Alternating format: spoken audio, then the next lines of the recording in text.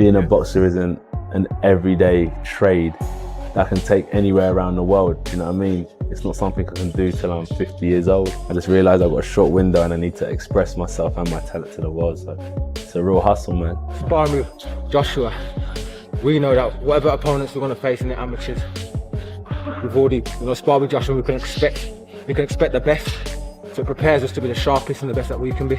As I've come out, Fraser's gone in, and it's good to be sharp 3 rounds. You can have another good sharp 3 rounds there.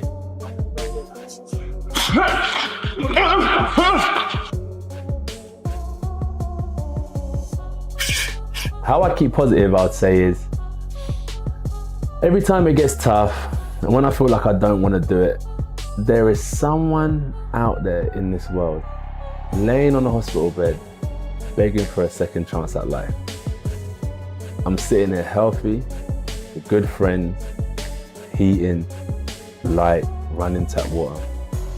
I don't think I have any excuse to not go hard or live life with a smile on my face.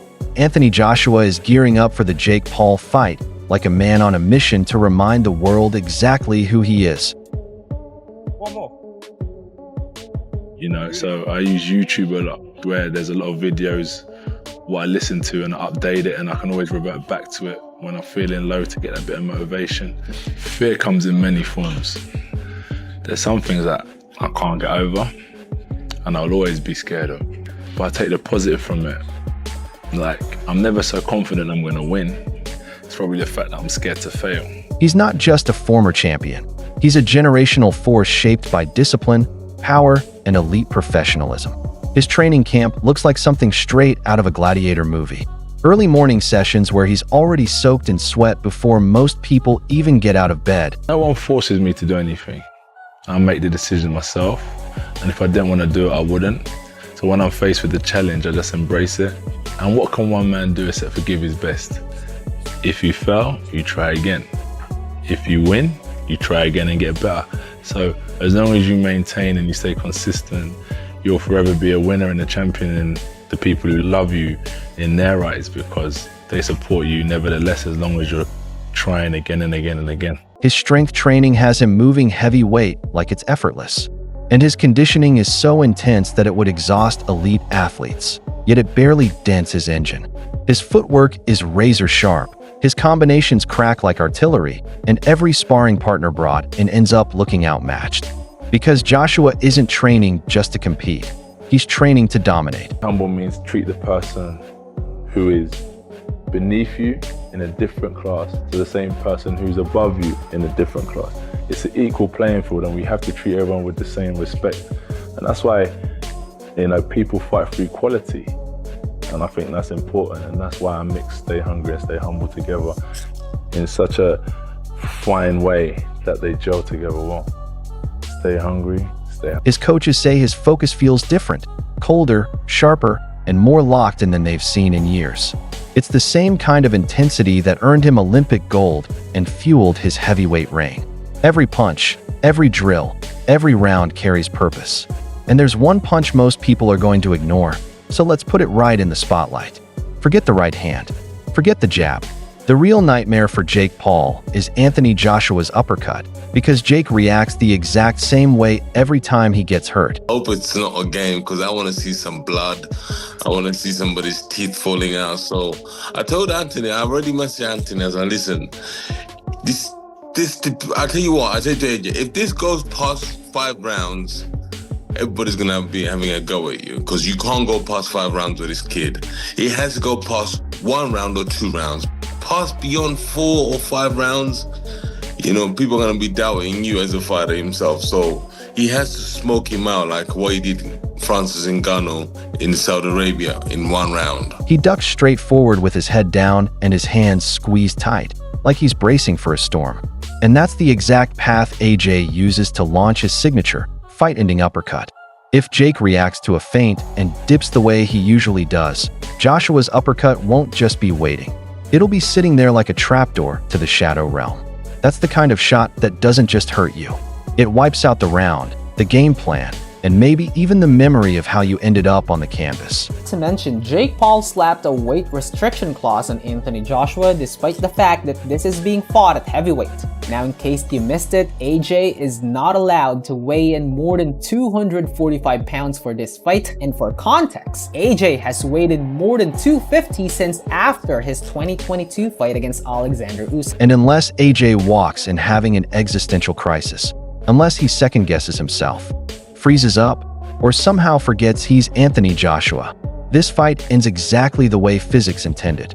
Jake Paul can box, but Anthony Joshua can end eras. When a cruiserweight influencer steps in against a heavyweight puncher with Olympic-level mechanics and skyscraper-level power, the universe only leaves room for one result.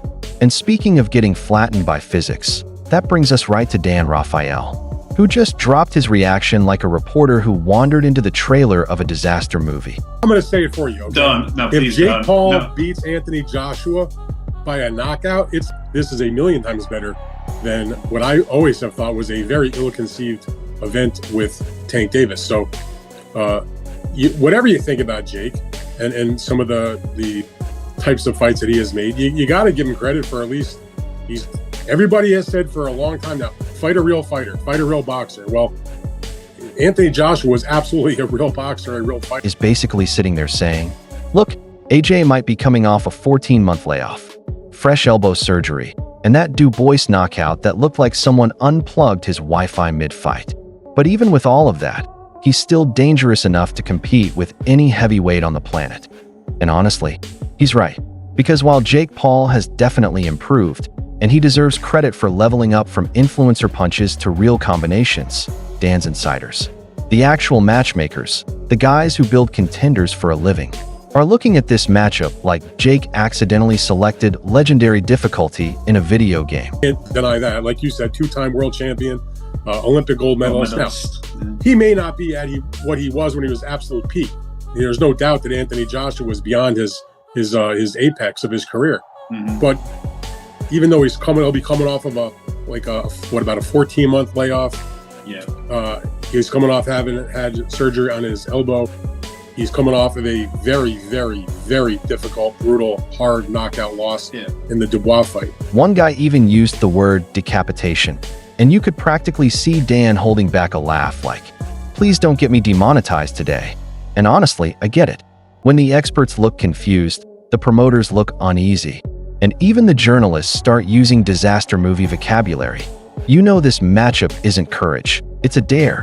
Jake accepted it anyway. And now we're all waiting to see whether boldness turns into brilliance, or just becomes something that looks spectacular on a highlight reel.